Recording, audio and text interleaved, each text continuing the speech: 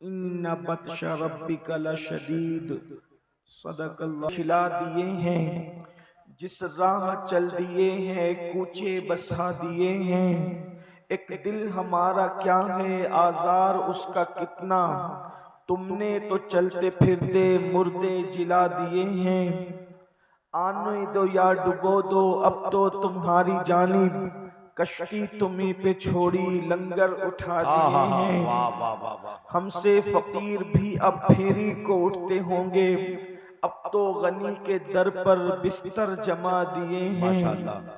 اللہ کیا جہنم اب بھی نہ سرد ہوگا، رو رو کے مصطفیٰ نے دریا بہا دیے ہیں۔ میرے کریم سے گر قطرہ کسی نے مانگا، دریا بہا دیے ہیں، دلبے بہا دیے ہیں۔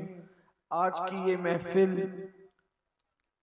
عقائد و اعمال کی اصلاح کے حوالے سے انعقاد پذیر ہے، اور میں آپ سب کو خراج محبت اور خراج عقیدت پیش کرتا ہوں کہ رات نصف گزر جانے کے بعد بھی آپ پورے ذوق و شوق کے ساتھ یہاں اللہ عز و جل اور اس کے محبوب صلی اللہ علیہ وآلہ وسلم کے فرامین کو سننے کے لیے تشریف فرما ہے۔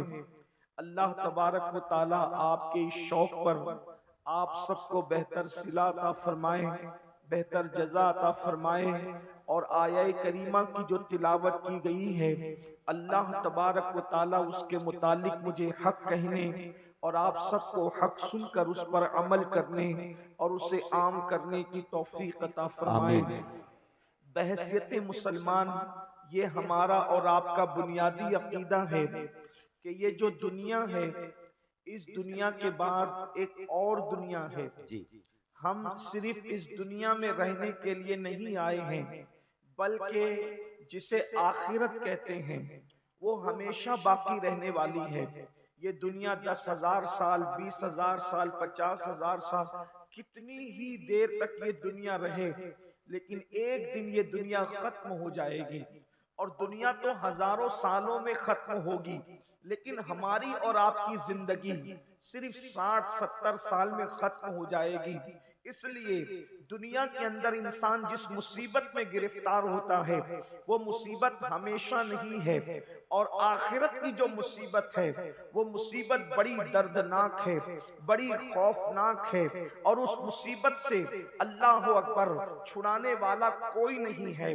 میرے آقا صلی اللہ علیہ وآلہ وسلم کے دیوانوں، اچھی طرح یاد رکھو، اگر دنیا کے اندر اللہ نہ کرے کوئی بندہ مصیبت میں پھنس جائے اور کوئی بندہ مصیبت کا شکار ہو جائے تو کبھی دوست بچانے کے لیے آ جاتے ہیں، کبھی بھائی بچانے کے لیے آ جاتے ہیں، بلکہ اللہ اکبر اس دنیا میں دین سے دوری کے باوجود، انسانیت سوزی کے باوجود، لوگ انسانیت سے بھی کوسوں دور ہو چکے، اس کے باوجود اب بھی دنیا میں اتنی ہمدردی ہے۔ اگر رستہ چلتا ہوا مسافر کوئی مصیبت میں مبتلا ہو جائے، کوئی مصیبت میں گرفتار ہو جائے، تو راستہ چلتے ہوئے لوگ ہی کم سے کم اس کی مدد کے لیے حاضر ہو جاتے ہیں، اس کی امداد کے لیے حاضر ہو جاتے ہیں۔ اس کے باوجود بھی انسان مصیبتوں سے کتنا گھبراتا ہے۔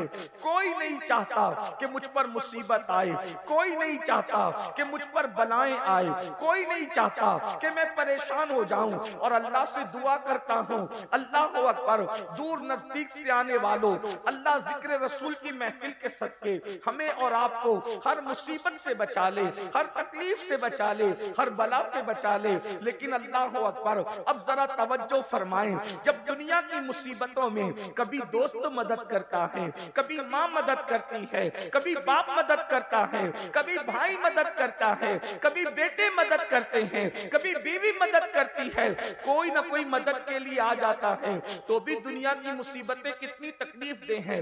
مثال کے طور پر اللہ نہ کرے اگر کسی کی کمر میں درد شروع ہو جائے تو کیا وہ بیٹھ سکتا ہے؟ نہیں بیٹھ سکتا۔ سر میں درد ہونے لگے تو انسان تڑپنے لگتا ہے۔ اللہ نہ کرے بچھو کاٹ لے تو انسان تڑپنے لگتا ہے۔ اللہ نہ کرے سانپ ڈس لے تو انسان بلبلانے لگتا ہے۔ یہ دنیا کی مصیبتیں ہیں، لیکن اس کا جو ہے وہ علاج بھی ہے۔ انجیکشن لگا دو درد چلا جائے گا، دوا دے دو تکلیف دور ہو جائے گی۔ لیکن اب آئیے میرے آقا صلی اللہ علیہ وآلہ وسلم کے دیوانوں، آخرت کی مصیبت مصیبت کیا ہے؟ آخرت کی مصیبت کو عذاب الہی کہتے ہیں، اللہ کا عذاب کہتے ہیں، اللہ کی پکڑ کہتے ہیں۔ اور اللہ اکبر، اللہ کا عذاب جو آخرت میں تیار کیا گیا ہے، کن کے لیے تیار کیا گیا ہے؟ قرآن کہتا ہے ان الفجار لفی جحیم، جو اللہ کے نافرمان ہے، فاسق و فاجر لوگ ہیں، اللہ نے ان کے لیے جہنم تیار کر رکھا ہے۔ اور اللہ اکبر، یہ جہنم کیا ہے؟ اللہ کے رسول صلی اللہ علیہ وآلہ وسلم نے ارشاد فرمایا کہ جہنم کے اندر آگ ہے اور اس آگ میں روشنی نہیں ہے، اس کے اندر اگر پہاڑوں کو ڈال دیا جائے تو پہاڑ بھی پگھل جائیں۔ تھوڑی دیر کے لیے تصور کریں، یہ کسی خطیب کی گفتگو نہیں، یہ کسی ادیب کی ادبی جواہر پارے نہیں، یہ کسی مقرر کی تقریر کی جولانیاں نہیں، بلکہ یہ اس رسول کا فرمان ہے جس کے کہنے پر ہم نے اللہ کو ایک مانا ہے۔ یہ اس رسول کا فرمان ہے جس کے کہنے پر ہم نے قرآن کو اللہ کی کتاب مانا ہے۔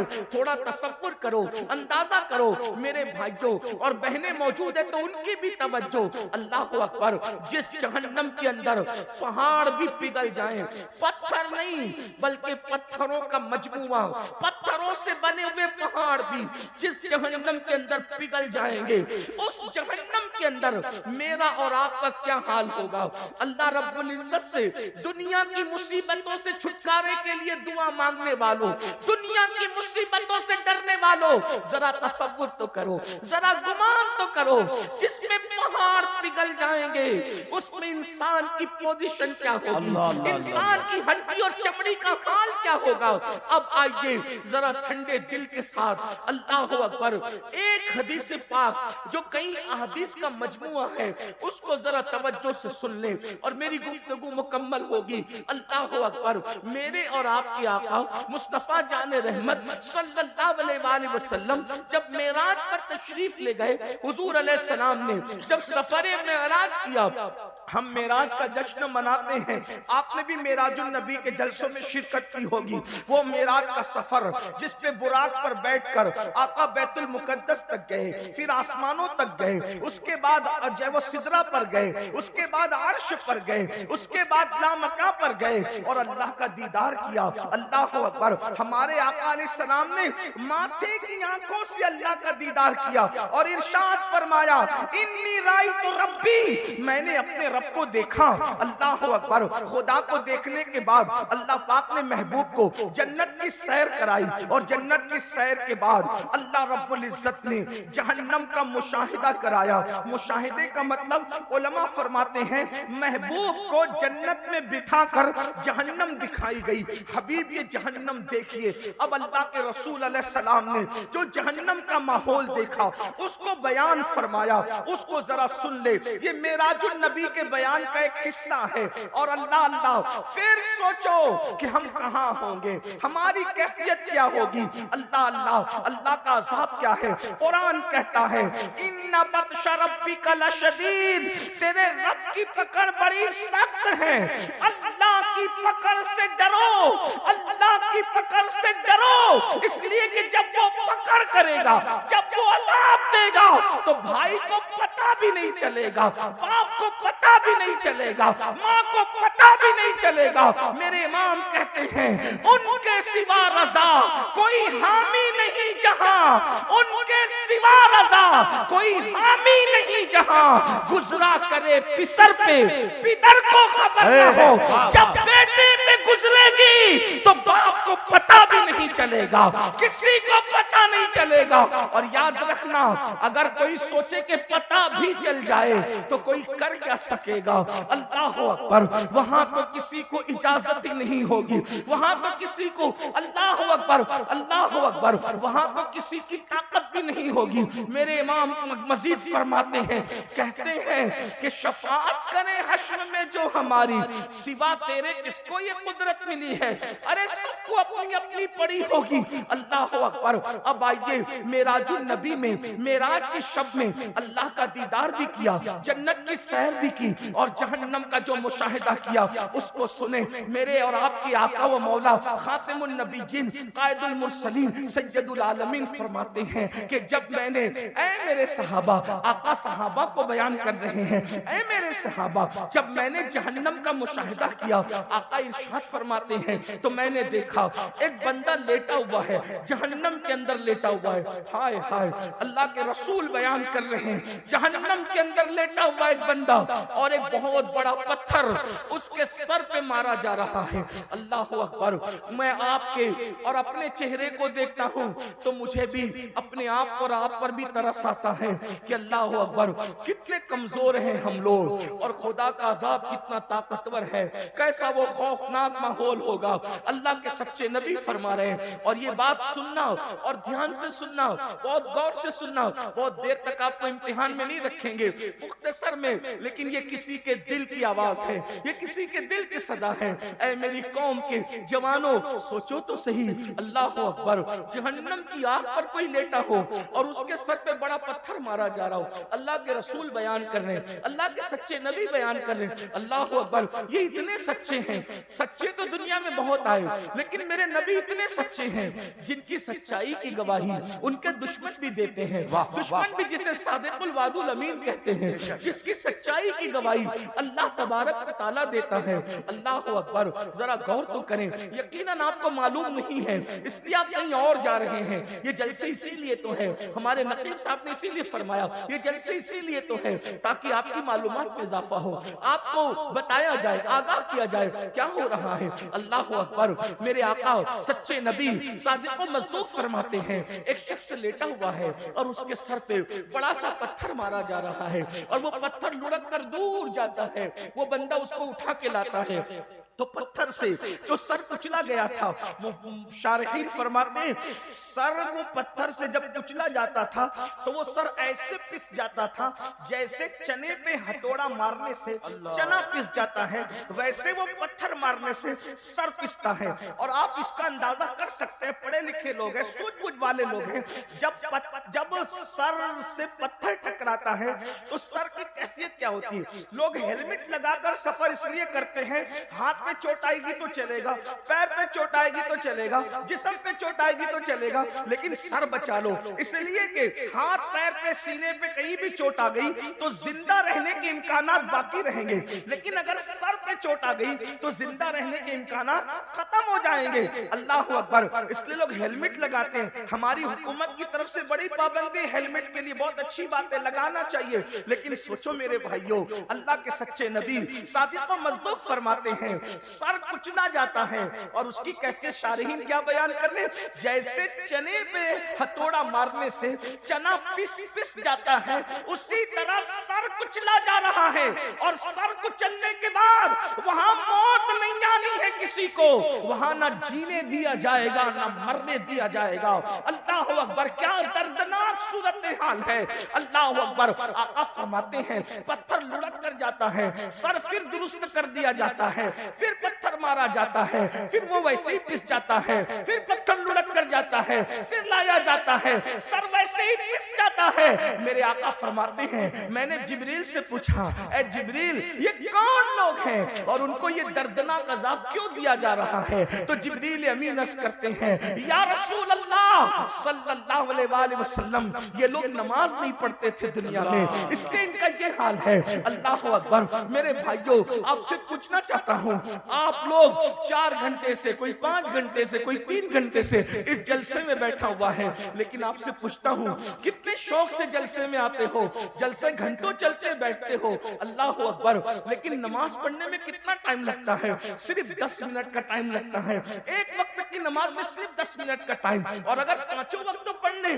تو صرف 50 منٹ کا ٹائم لگتا ہے۔ اب آپ مجھے بتائیں 50 منٹ نہ نکالنے والوں کتنے دردناک عذاب کی طرف تم جا رہے ہو، کتنے دردناک عذاب کو چیلنج کر رہے ہو، کتنے دردناک عذاب کو آواز دے رہے ہو، اور پھر سن لو کوئی بچانے والا نہیں ہے، امام آواز دے رہے ہیں ان کے سوا رضا کوئی حامی نہیں جہاں گزرا کرے پسر پہ، پسر کہتے ہیں بیٹے کو، گزرا کرے پسر پہ، پدر کو خبر نہ ہو، پدر کہتے ہیں باپ کو، باپ کو بھی خبر نہیں ہوگی۔ اور سن لو، بچانے والی ایک ذات ہے، وہ محمد الرسول اللہ کی ذات ہے۔ اب ان کی حدیث سنو، آقا ارشاد فرماتے ہیں کہ جس نے جان بوجھ کے نماز چھوڑ دی، قیامت کے دن اس کے ساتھ میرا کوئی وعدہ نہیں ہے۔ اللہ اکبر۔ دھوکے میں مت رہنا، اللہ کے رسول نے آگاہ کر دیا، حضور علیہ السلام نے آگاہ کر دیا، ان کے ساتھ میرا کوئی وعدہ نہیں ہے۔ جو نماز چھوڑ دیتے ان کے ساتھ آقا فرماتے ہیں میرا کوئی عہد نہیں ہے، کوئی وعدہ نہیں ہے۔ مسجدوں کو ویران کرنے والوں، مسجدوں سے کوسوں دور بھاگنے والوں، بتاؤ کیا یہ عذاب ہم سے برداشت ہو سکے گا؟ کیا یہ عذاب ہم برداشت کر سکیں گے؟ نہیں نہیں، ہرگز نہیں۔ اپنی جوانی پر رحم کھا لو، اپنی ہڈی چمڑے پہ رحم کھا لو، اپنے آپ پہ رحم کر لو۔ میں آپ سے کسی اور کے لیے رحم کی بھیک نہیں مانگ رہا ہوں، میں آپ سے آپ کے لیے رحم کی بھیک آپ سے مانگ رہا ہوں۔ نہیں برداشت کر سکیں گے۔ یہ دنیا چند سال کی ہے، یہ دنیا میں چند دن جینا ہے، پھر موت ہے۔ روح کا رشتہ جسم سے ٹوٹ جائے گا میرے بھائیوں، مر جاؤ گے، موت آنی ہے، حق ہے، موت برحق ہے۔ موت سے کس کو رستگاری ہے؟ آج وہ، کل ہماری باری ہے۔ مرنا چاہو گے تو بھی موت آئے گی، نہیں مرنا چاہو گے تو بھی موت آئے گی۔ میں آج صرف آپ سے یہ عرض کرنا چاہتا ہوں، نمازی بن جاؤ۔ صرف آج ایک بات پر عہد کر لو، نماز پڑھیں، 10 منٹ کا ٹائم۔ بھائیو پان بھی کھاؤ نا، پان تو پان کھانے میں بھی 10 منٹ سے زیادہ کا ٹائم لگتا ہے۔ پان کھانے کے لیے بھی 10 منٹ سے، نماز کے لیے تو پان کھانے سے بھی کم ٹائم میں نماز ہو جاتی ہے۔ صرف 10 منٹ، 10 منٹ دیجیے اور جہنم سے بچ جائیے، 10 منٹ دیجیے اور مصیبتوں سے بچ جائیے، 10 منٹ دیجیے اور اللہ کے عذاب سے بچ جائیے۔ یقین جانیے، جس دن تم مسجد کے قریب آؤ گے، وہ دن دنیا کی خوشیوں کا دن بھی ہوگا اور آخرت میں نجات کا دن بھی ہوگا۔ اس لیے کہ میں اپنی طرف سے نہیں کہہ رہا ہوں، انسان کی فطرت ہے، جب انسان کو کہا جاتا ہے یہ کام کرو، یہ کام کرو، تو انسان پوچھتا ہے اس کام کا ریزلٹ کیا ہے، نتیجہ کیا ہے، یہی تو پوچھتا ہوں۔ قرآن کہتا ہے اللہ اکبر، اسلام کہتا ہے کہ جب اذان ہوتی ہے تو کیا کہا جاتا ہے، حی علی الصلاۃ، آؤ نماز کی طرف۔ تو دماغ میں سوال پیدا ہو سکتا ہے، نماز پڑھیں گے تو کیا ریزلٹ ملے گا، کیا ملے گا ریزلٹ؟ تو فوراً مؤذن کہتا ہے حی علی الفلاح۔ یہ بات مسجد ہی سے کہی جاتی ہے، نماز پڑھنا تمہارا کام ہے اور کامیابی عطا کرنا نماز جس کی پڑھی جا رہی ہے اس قادر و جبار کے کرم ہے۔ جب تک مسلمان مسجد میں آ کر کے نماز پڑھتا رہے گا، اس کو فلاح ملتی رہے گی، کامیابی ملتی رہے گی۔ مسلمانوں، تم نے جنگوں میں بھی نماز نہیں چھوڑا، تم نے فاقے میں بھی نماز نہیں چھوڑا، تم نے مصیبتوں میں بھی نماز نہیں چھوڑا، تم نے دریاؤں کے سفر میں بھی نماز نہیں چھوڑا۔ تمہاری کیفیت یہ تھی، دی اذانیں کبھی یورپ کے کلیساؤں میں اور افریقہ کے تپتے ہوئے صحراؤں میں، دشت تو دشت ہے، دریا بھی نہ چھوڑے ہم نے، بحر ظلمات میں دوڑا دیے گھوڑے۔ نعرہ تکبیر، نعرہ رسالت، پیغام اسلام۔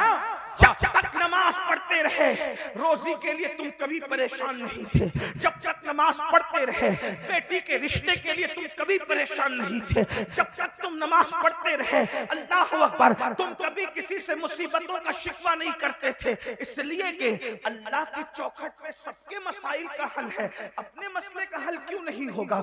بڑی معذرت کے ساتھ جب سے اللہ کا در چھوڑ، یاد رکھنا اللہ کا در جس دن سے چھوڑا، جس دن سے اللہ کا در چھوڑا، دنیا اپنی دشمن بن گئی ہے۔ ایک بات یاد رکھنا، یہ دشمن وہ دشمن وہ دشمن اپنی جگہ ہے۔ انسان جب نماز چھوڑ دیتا ہے تو اللہ خود انسان کو اپنا دشمن بنا لے۔ آپ اتنا یاد رکھیں، اس کا مطلب اگر دنیا میں توجہ کر، اگر دنیا میں فرعون کی حکومت نہ بھی ہو، سلیمان علیہ السلام کی حکومت ہو، اور تم نماز چھوڑو تو تمہارے ساتھ یہی کیا جائے گا جس کے تم حقدار۔ اللہ یہ جملہ بہت قیمتی، گھر جا کر اس جملے پہ سوچنا۔ اگر حکومت فرعون کی نہ ہو، فرعون کو حکومت میں نہ لایا جائے، سلیمان علیہ السلام کی حکومت، تو بھی تمہارے ساتھ ہونا وہی جس کے تم مستحق۔ کیوں؟ اس لیے کہ جو نماز چھوڑ دے، اگر اسلامی حکومت ہو تو کیا کیا جائے گا؟ پوچھو۔ نماز چھوڑنے والے کی اسلامی حکومت میں کیا پوزیشن ہے؟ وہ علماء سے پوچھو نا، کیا اس کی پوزیشن ہے؟ کم سے کم امام اعظم کا فتویٰ یہ ہے کہ اس کو جیل میں ڈالا جائے۔ جس امام اعظم ابو حنیفہ رحمت اللہ علیہ کے مقلد ہو، ابھی امام شافعی کا مسلک تو میں نے بیان ہی نہیں، اور میں نے وہ بیان بھی نہیں کیا، لیکن آپ سے عرض کرنا چاہتا ہوں، ابھی میں نے غوث پاک کا مسلک بھی بیان نہیں کیا، وہ بھی میں نے بیان نہیں کیا۔ ابھی آپ نے میں نے امام مالک کا مسلک بیان نہیں کیا، وہ بھی بیان نہیں کرنا، لیکن آپ سے پوچھتا ہوں اپنے امام کی۔ آج میرے امام اعظم ابو حنیفہ کی شہادت کا دن گزرا۔ آپ تو ہم تو اتنے غافل ہیں کہ جس کے فتوے پر نماز پڑھتے ہیں اس کے بھی اتنے احسان فراموش ہو گئے کہ ان کا دن بھی آپ منانے کی سنیوں کو توفیق نہیں، اللہ ماشاءاللہ، بہت معذرت کے ساتھ۔ بلکہ اگر پوچھ لینا کہ امام اعظم کی شہادت کا دن کون سا تھا تو ہمارے بچوں کو پتہ نہیں، بہت معذرت کے ساتھ۔ جان بخشیوں پہ ایک جملہ کہہ دوں، گلی کے ننگے دھڑنگے پیروں کا عرس تو تمہیں یاد ہے، اور جس نے اتنا احسان کیا، فقہ کو مدون کیا، جس کے مسلک اور فتوے پر عمل کرتے ہوئے ہم نمازیں پڑھتے، روزہ رکھتے، حج کرتے ہیں، آج اس امام کا دن اتنے سناٹے میں گزر جاتا، پتہ ہی نہیں لوگوں۔ کون ہے امام اعظم؟ 100 مرتبہ خدا کو خواب میں دیکھنے والی ہستی، جس نے 100 بار اللہ کا دیدار کیا خواب میں، سبحان اللہ۔ یہ بات میں اپنی طرف سے نہیں کہہ رہا ہوں، خیرات الاحسان کے اندر یہ بات لکھی ہوئی ہے کہ ہمارے امام اعظم ابو حنیفہ نے 100 بار اللہ کا دیدار کیسے کیا، یہ تو دیدار کرنے والا جانے، لیکن سوچو یہی مسئلہ ہمارے علماء بیان کرتے ہیں۔ اسی لیے اللہ کا دیدار اہل سنت کے نزدیک خواب میں جائز ہے۔ اللہ کو کوئی دنیا میں ماتے کی آنکھ سے نہیں دیکھ سکتا، لیکن خواب میں خدا کا دیدار ممکن ہے۔ یہ ہمارے علماء مسئلہ بیان کرتے ہیں۔ بارے شریعت بھی آپ اٹھا کر کے دیکھ لیں، سبع سنابل شریف بھی آپ اٹھا کر کے دیکھ لیں، اسی طرح خیرات الاحسان اٹھا کر کے آپ دیکھ لیں، آپ کو پتہ چلے گا۔ سوچو تو کتنا بڑا ولی، کتنا بڑا ولی، کتنا بڑا ولی، ارے کتنا بڑا ولی، داتا علی حجویری کا امام، داتا علی حجویری کا امام اعظم ہے، غریب نواز کا امام اعظم ہے، صابر کلیر کا امام اعظم ہے، محبوب الہی کا امام اعظم ہے، اللہ اکبر قطب الدین بختیار کاکی کا امام اعظم ہے، اور ہم سنیوں کے امام اعلیٰ حضرت کا امام بھی امام اعظم ہے۔ زندہ باد، زندہ باد۔ بڑے بھول گئے اتنے۔ بات یہی ہے کہ ہم نے کس احسان کرنے والے کا احسان رکھا ہے جو ان کا رکھا ہے۔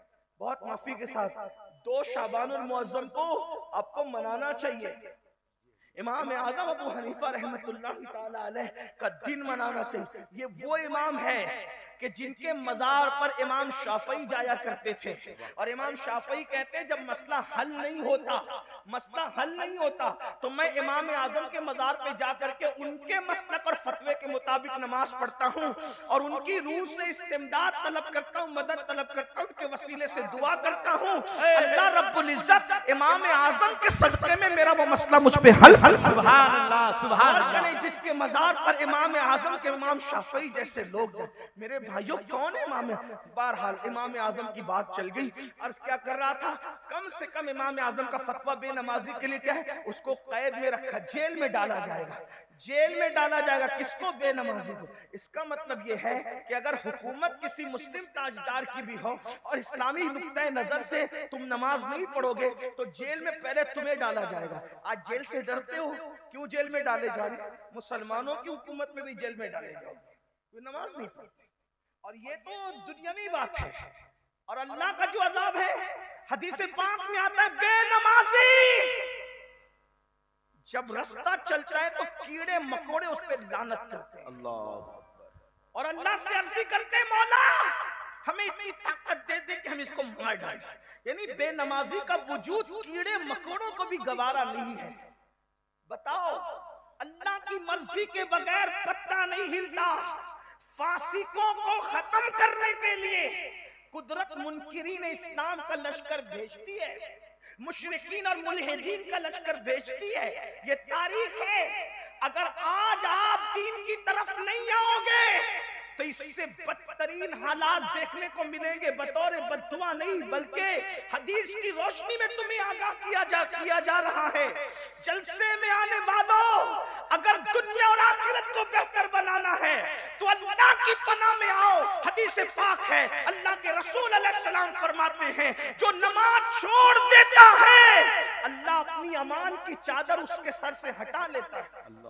اللہ اپنی پناہ سے اس کو باہر کر دیتا ہے. لوگوں کو برادری کے باہر ہونے کا خوف ہے.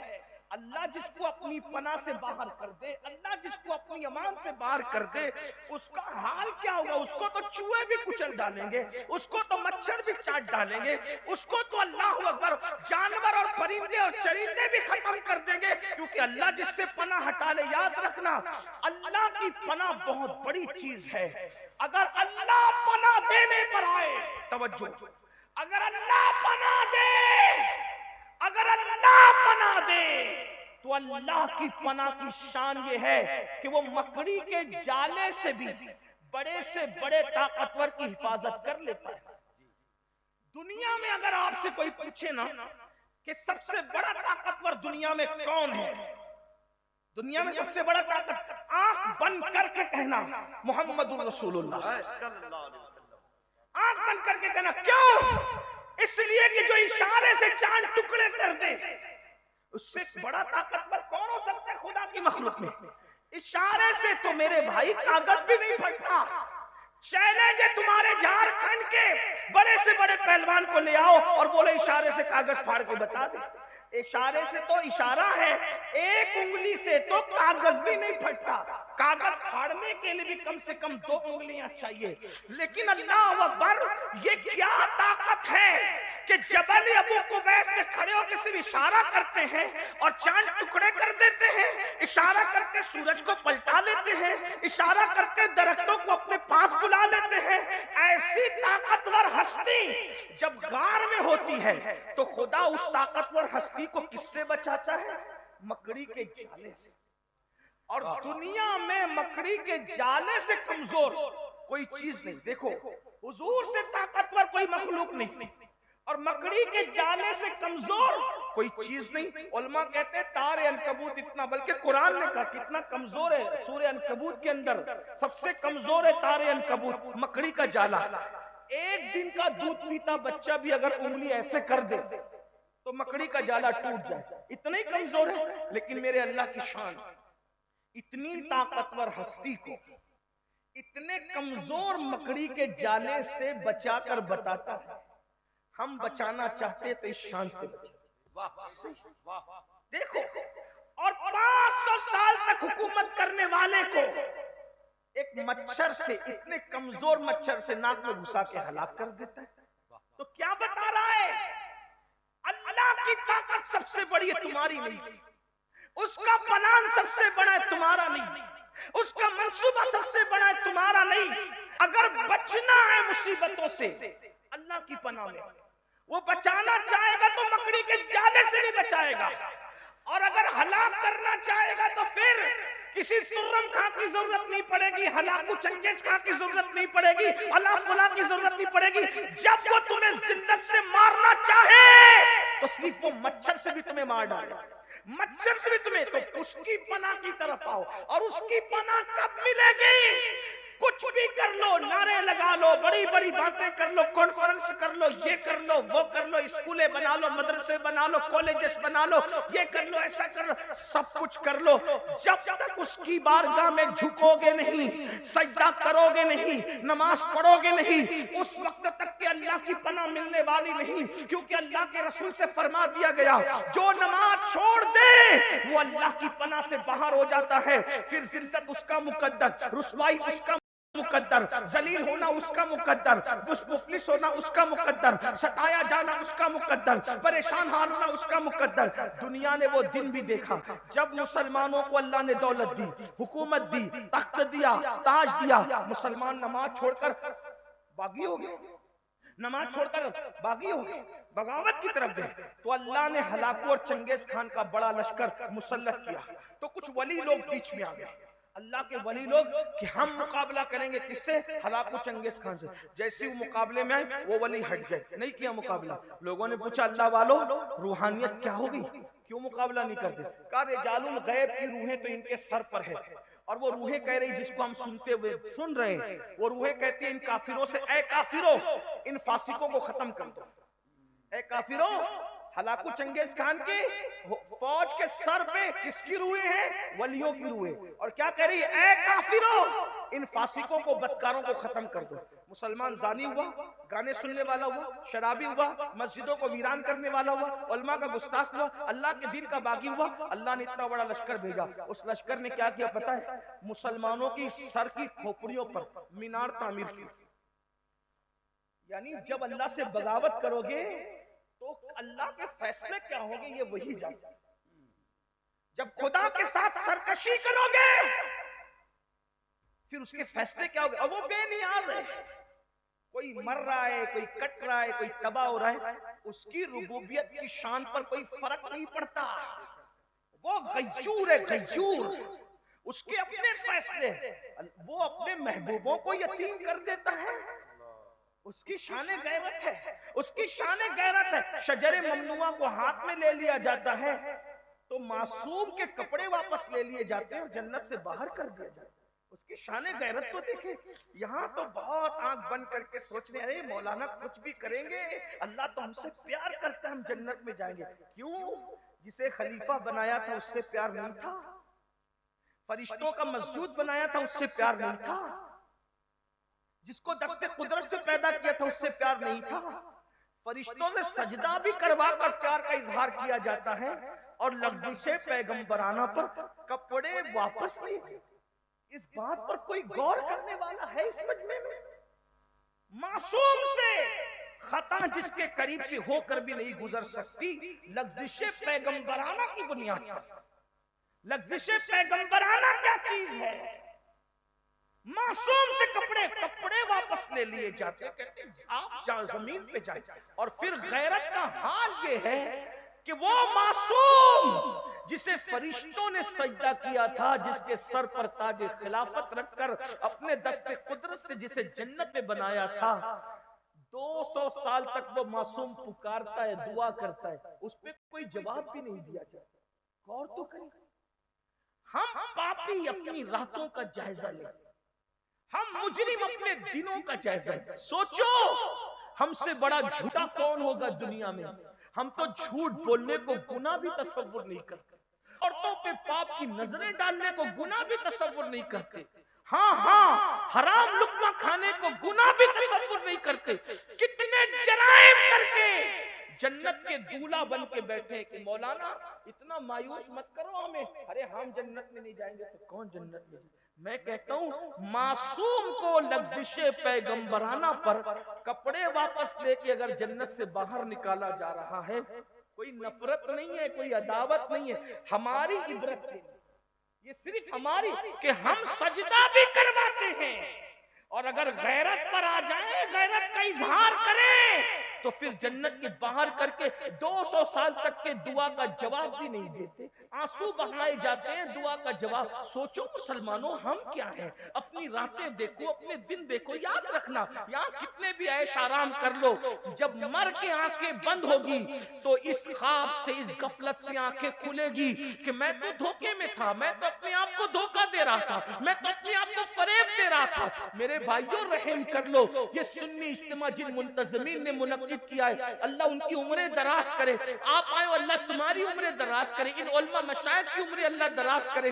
یہ کسی ٹوٹے ہوئے دل کی آواز ہے، اور یہ وہ آواز ہے جو مسلسل 14.5 صدیوں سے لگ رہی ہے۔ اللہ کے بندو دنیا کے مکر سے باہر نکلو، دنیا کے دھوکے سے باہر نکلو، دنیا کے فریب سے باہر نکلو۔ جب تک روح کا رشتہ जिस्म के साथ जुड़ा हुआ है, जो जी में आ रहा है खा रहे हो, जो जी में आ रहा है पहन रहे हो, जो जी में आ रहा है कर रहे हो, लेकिन रूह का रिश्ता जल्द टूट जाएगा, आंखें बंद हो जाएगी, तब सिर्फ रोगे, पछताओगे, आहें भरोगे, लेकिन उस वक्त पछताना काम नहीं आएगा। इसलिए अल्लाह का अज़ाब हम में से कोई बर्दाश्त नहीं कर सकता, किसी में ताकत नहीं है, किसी में कुव्वत नहीं। ये दो चीजों पे नजर तो करो। अल्लाह के रसूल अलैहिस्सलाम फरमाते हैं क़यामत के दिन उसके साथ मेरा कोई वादा नहीं। और अल्लाह का पाक फरमा रहा है मैं अपनी रहमत और अमान की चादर उससे हटा लेता हूँ। 50 मिनट का टाइम देना है, सिर्फ आज अहद कर लो, फिर उसके बाद अल्लाह के रसूल अलैहिस्सलाम फरमाते इसी पे बात अगर बढ़ेगी तो बहुत बढ़ेगी। हदीस दूसरी इसी पर आका फरमाते फिर हमने जहन्नम का मुशाहिदा किया। अल्लाह के रसूल फरमाते मैंने देखा कि कुछ लोग हैं जो जहन्नम के दरख्तों के अंदर, आग के दरख्तों में उल्टे लटके हुए।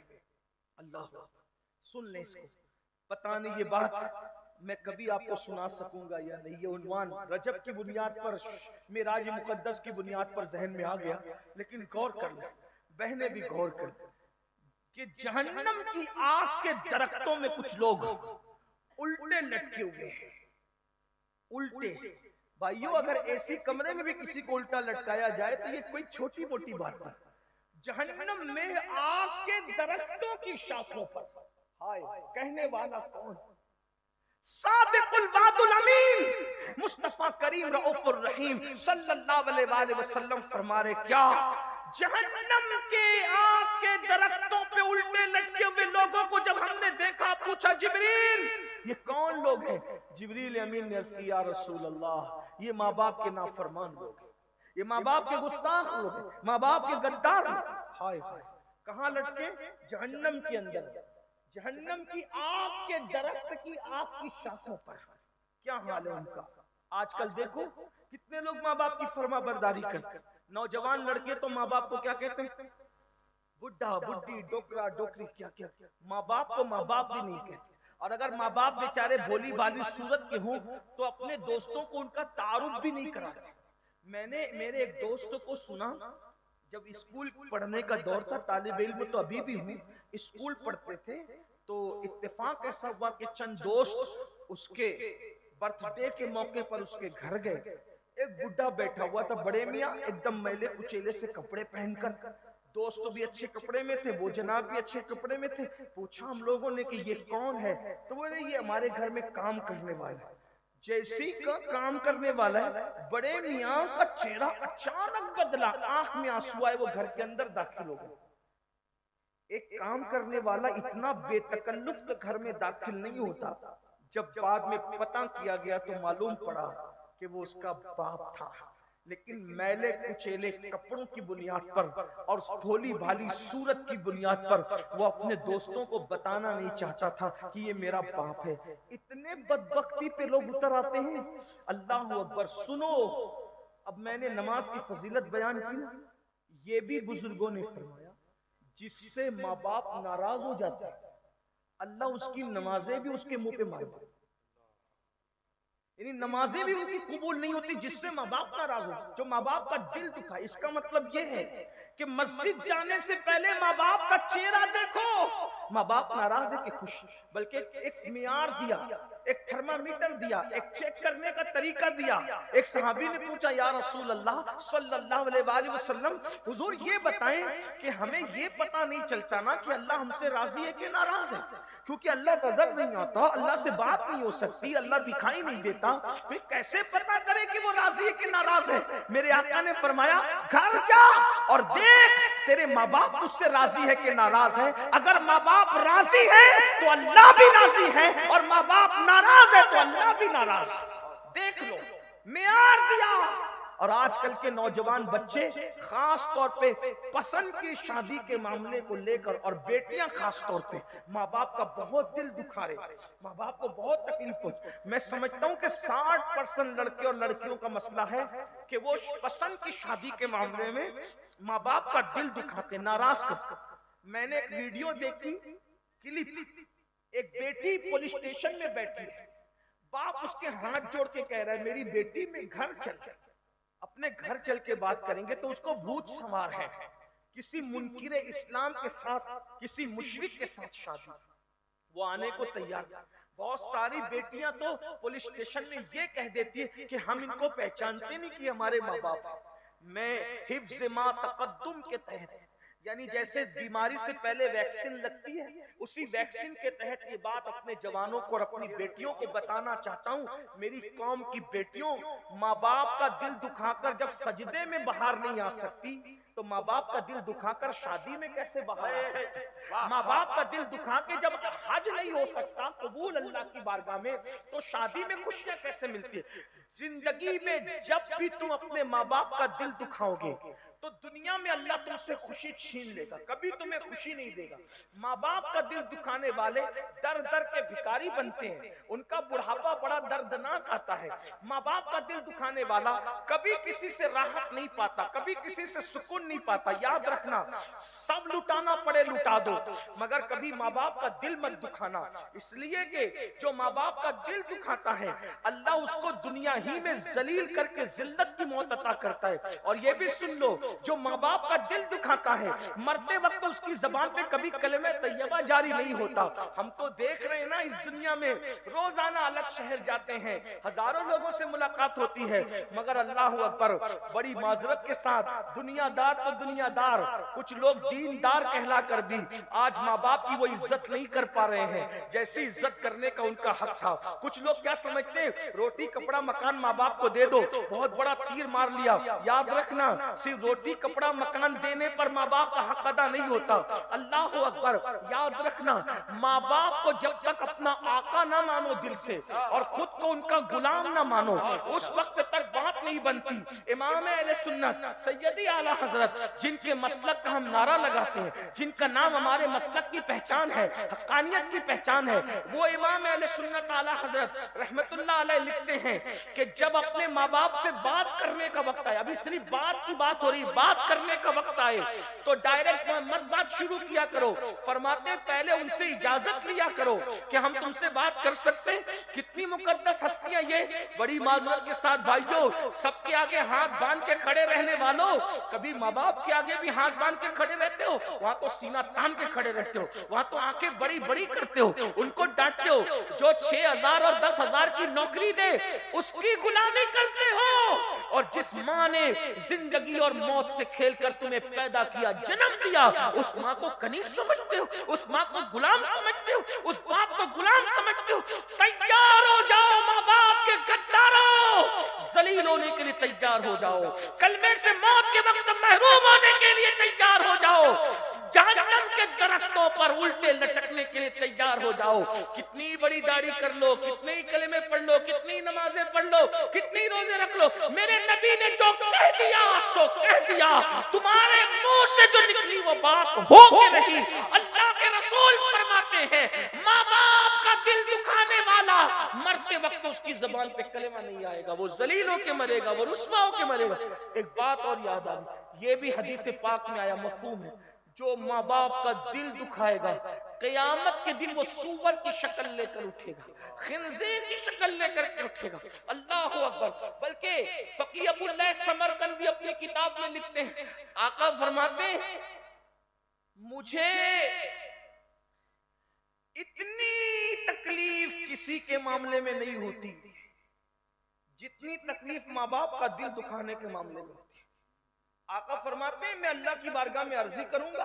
توجہ کریں، یہ فقیر لکھ رہے ہیں سمرقندی، اور یہ فقہ حنفی کے بہت بڑے امام ہیں. کتاب کا نام بھی سن لیں تاکہ لوگوں کو یہ نہ لگے کہ میں کوئی مبالغہ کر رہا ہوں.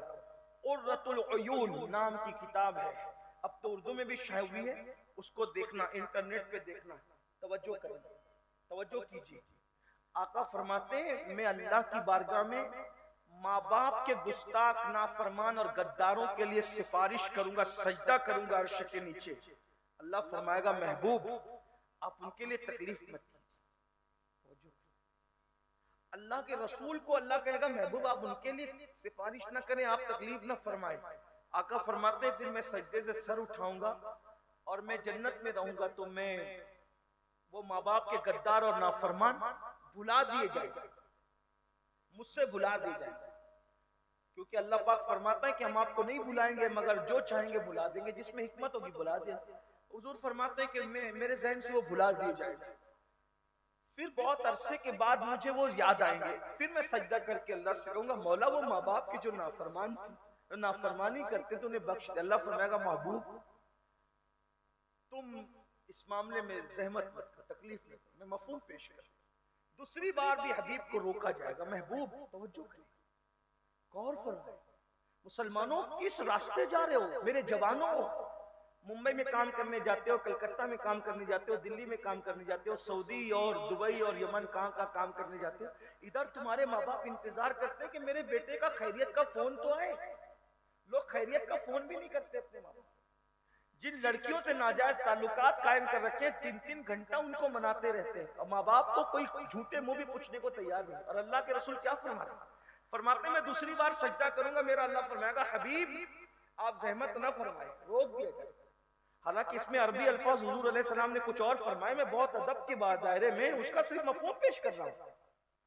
پھر آقا فرماتے ہیں تیسری بار میں وہ یاد آئیں گے، پھر میں سجدہ کروں گا، میں اللہ کی بارگاہ میں عرض کروں گا مولا ان کے ماں باپ مجھے بتا دے، یہ جو نافرمان لوگ ہیں ان کے ماں باپ مجھے بتا دے تو میں ان کو منا لوں۔ آقا کو یعنی اپنے ماں باپ سے زیادہ حضور ہم سے پیار کرتے ہیں۔ ماں باپ ناراض ہو کے بیٹھے ہیں جنت میں اور نافرمان جہنم میں، اور آقا 3 بار سفارش کر چکے اور اللہ پاک اپنے حبیب کو روک رہا ہے کہ محبوب ابھی آپ یہ سفارش نہ کریں، حتیٰ کہ تیسری مرتبہ جب سفارش کر کے آقا فرمائے عرض کریں گے مولا اس ان کے ماں باپ کو بتا دے میں ان سے ملاقات کر کے ان کو منا لوں، تو اللہ پاک ماں باپ سے ملائے گا، اور پھر آقا فرماتے میں ان کے ماں باپ کو لوں گا اور ساتھ میں لے کر کے کہوں گا دیکھو تو صحیح تمہارے بچوں کا حال کیا ہے، ان کو معاف کرو۔ وہ کہیں گے حضور انہوں نے ہمیں بہت ستایا، ہم نہیں معاف کرتے۔ آقا فرماتے ہیں اللہ ان کو بتا تو یہ جہنم کے اندر ان کو دکھا کہ ان کے بچوں کا کیا حال ہے، تو وہ دیکھیں گے کہ جہنم کے درختوں میں لٹکے ہوئے ان کو بغیر آنکھ کے، بغیر کان کے، بغیر منہ کے فرشتے عذاب دے رہے ہیں، اور ان کی چیخیں نکل رہی ہے، وہ آہو بکا کر رہے ہیں، تو وہ ماں باپ بھی رو پڑیں گے۔ تو آقا فرماتے ہیں میں کہوں گا دیکھو تمہاری اولاد کا کیا حال ہے، تو تب وہ ماں باپ کہیں گے یا رسول اللہ ہم کیا کریں؟ تو آقا فرماتے ہیں آقا کہ میں کہوں گا ان کو معاف کر دو، ادھر ماں باپ معاف کریں گے، ادھر میں عرض کروں گا مولا ماں باپ نے معاف کر دیا اب تو بھی معاف کر دے، تو اللہ تعالیٰ تب ان کو معاف فرمائے گا اور ان کو جہنم سے نکال کر کے جنت میں داخل کیا جائے۔ غور فرمائے آقا فرماتے ہیں جتنی اذیت مجھے ماں باپ کے نافرمانوں سے ہوتی ہے یا ہوئی ہے اتنی اذیت ہمارے قائد ہمارے امیر تشریف لائیں، حضرت کا استقبال فرمائیں، شکر کے نیت سے ذکر الہی بلند کرے، نعرہ تکبیر، نعرہ تکبیر، نعرہ رسالت، مسلک اعلی حضرت، سنی دعوت اسلامی، امیر اہل سنت، سنی اجتماع، نعرہ تکبیر۔ حضرات تشریف رکھے، عطائے حضور مفتی اعظم ہند حضرت علامہ شاکر علی نوری صاحب قبلہ ممبئی مہاراشٹر کی آمد ہو گئی۔ اب آپ سارے لوگ اطمینان سے بیٹھ جائیں بہادر۔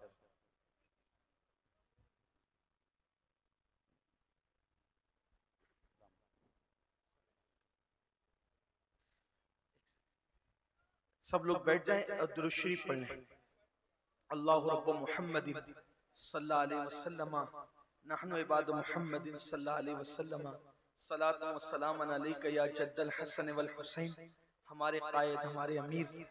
حالانکہ حضرت کا خطاب 12:30 بجے ہونا تھا، ٹھیک 1 گھنٹہ ہمارا جلسہ لیٹ چل رہا ہے، اس لیے میں اپنی گفتگو کو یہیں پر مکمل کرتا ہوں۔ آپ سے گزارش کرتا ہوں ایک عالمی شخصیت، عالمی خطیب، جس نے دنیا میں کئی لوگوں کو جو ہے وہ اپنی تقریر سے، اپنی تربیت سے، اپنی رہنمائی سے، اپنی رہبری سے داعیہ دین بنایا، جس نے ہزاروں داعیان دین دنیا میں پیدا کیے، ایک ایسا خطیب، ایک ایسا ادیب، ایک ایسا محرر، ایک ایسا قلمکار، ایک ایسا نعت گو شاعر آپ کی بستی میں حاضر ہے۔ مجھے امید ہے کہ آپ بہت سنجیدگی کا ماحول بنا کر کے رکھیں گے اور قبلہ امیر محترم کا خطاب سماعت فرمائیں گے۔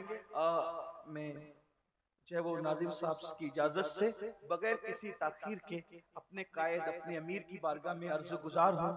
دیکھیے ایسی ہستیاں یاد رکھیے مقرر آپ کی بستی میں روز آتے ہوں، خطبہ روز آتے ہوں، خطیب بھی تو ہر ایک برابر نہیں ہوتا نا.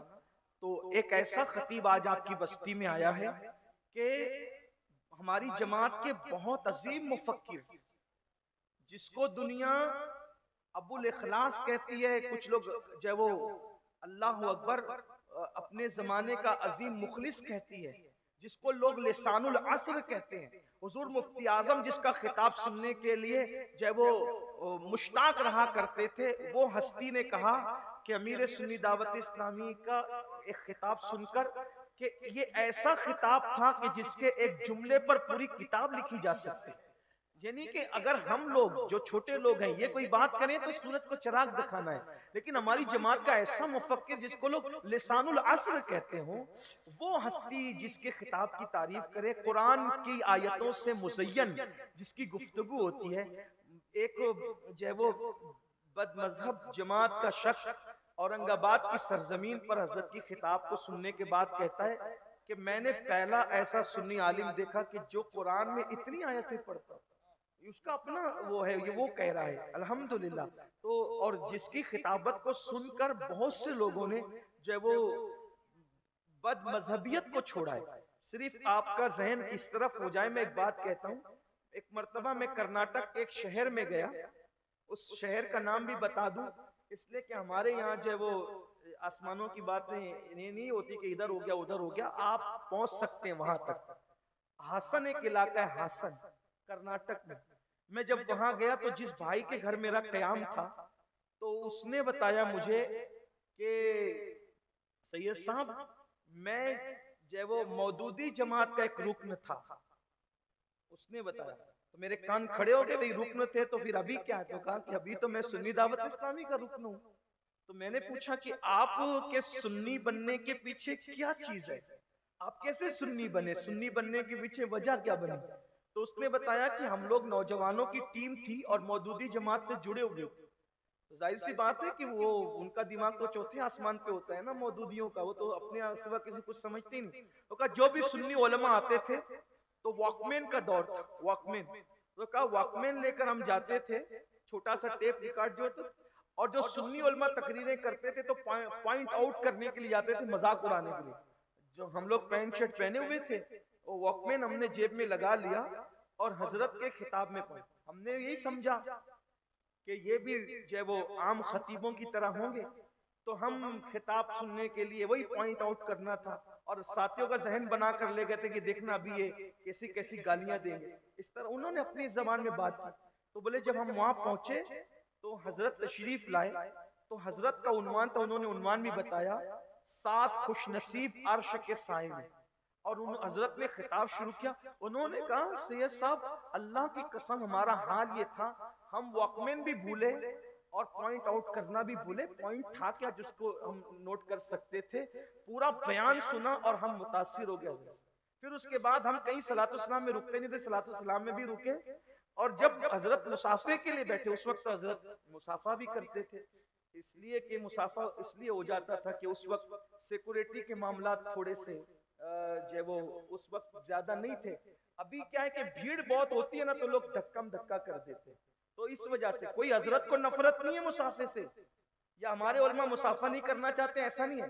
دھکم دھکا ریل پیل، اور یہ بھی اس میں بھی آپ کی ہمدردی ہے کہ بھئی آپ ہمیں تھوڑی دھکا دو گے، آپ تو ایک دوسرے کو دھکا دو گے. تو حضرت اکثر فرماتے ہیں جب آپس میں دھکا دے کے حجر اسود چومنا منع ہے تو پھر جو وہ کسی عالم دین کے ہاتھ کیسے چومے جا سکتے ہیں؟ تو یہ جو استلام کا قانون ملا اسی لیے تو ملا نا کہ دھکا دے کے نہ چومو، استلام کر لو، وہی اجر ملے گا، وہی ثواب ملے گا. مطلب دھکے سے بچانے کے لیے چومنے کی بجائے استلام کا قانون مل گیا. تو حضرت اس لیے کہتے ہیں، میں یہ نہیں کہہ رہا ہوں کہ علماء کو استلام کرو، ایسا نہیں، نظروں سے زیارت کرو. آپ اس کو غلط مطلب کے طور پہ مت لیجئے گا. تو پہلے لوگ بھی اتنے بہت زیادہ ایسی بھیڑ والے دھکم دھکے والا ماحول نہیں تھا تو بیٹھ کے مسافہ کرتے تھے. اس جوان نے بتایا کہ حضرت مسافہ کر رہے تھے، ایک بھولا بھالا آدمی آ گیا اور اس میں مسافہ کرتے ہوئے وہ اپنا لعاب اور لعاب کے ساتھ ناک کا کچھ جو ہے وہ اس کا حصہ جو تھا اس کو میں نہیں بیان کروں گا، سماعتوں پہ بار ہوگا، وہ حضرت کے ہاتھ پہ لگا دیا. تو حضرت نے مخصوص انداز میں مسکراتے ہوئے، ہری چادر ان کے پاس تھی، انہوں نے بتایا وہ صاف کر دیا، اور صاف کر کے مصافحے کا سلسلہ جاری رہا. تو ہماری ذہن کے اندر بات آئی کہ عالم ربانی اسے کہ، اور اس کے بعد ہم نے مودودی جماعت اسی وقت چھوڑ کر اہل سنت و جماعت میں داخلہ اختیار کیا. اے یہ زندہ باد، ایسی زندہ باد. شخصیت، ایسی ہستی آج آپ کی بستی میں آئی ہے. تو روز روز ایسی ہستیاں آپ کی بستیوں میں نہیں آئی. دیکھو جو آتے ہیں سب سر آنکھوں پہ، سب عظمت والے. میں کسی کی وہ بے عزتی نہیں کر رہا ہوں. ہر سنی عالم ہمارے سر کا تاج ہے، ہر سنی خطیب ہمارے سر کا تاج. لیکن کچھ ایسے لوگ ہوتے ہیں جن پہ بزرگوں کا خاص کرم ہوتا ہے. حضور مفتی اعظم کا، حضور سید العلماء کا، حضور اشرف العلماء کا، یہ بڑے بزرگوں کا کرم، ماہرہ کے سادات کا، بریلی شریف کے مشائخ کا. آج ایسی ہستی آئی ہے، سنجیدگی سے سن لو. اس لیے کہ کچھ لوگ زبان ہلا کر صرف زبان سے بولتے ہیں، کچھ لوگ زبان ہلاتے تو ہیں لیکن ان کی زبان کے پیچھے دل نہیں ہوتا، ان کی زبان کے آگے دل ہوتا ہے. تو یہ وہ خطیب ہے جو دل کی گہرائیوں سے بولتے ہیں. ایک ایک جملے پر مفکرین کہنے کہ کتاب لکھی جا سکتی ہے. آپ کی بستی میں آئے ہیں، میں بہت ادب کے ساتھ کچھ کہوں تو سورج کو چراغ ہی دکھانا ہوگا، چراغ کیا بلکہ اگربتی دکھانا ہوگا، موم بتی دکھانا ہوگا.